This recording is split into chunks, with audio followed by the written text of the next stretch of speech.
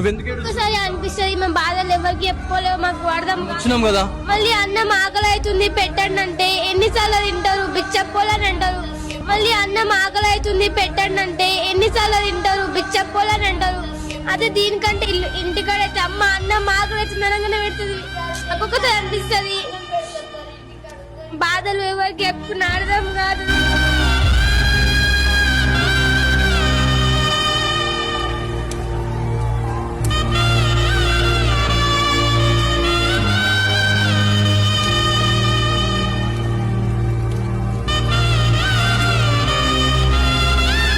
ఒక government residential schools కావచ్చు, ఒక హాస్టల్లో ఎంత దారుణం ఉంది పరిస్థితి. ఏడుస్తున్నారు సార్.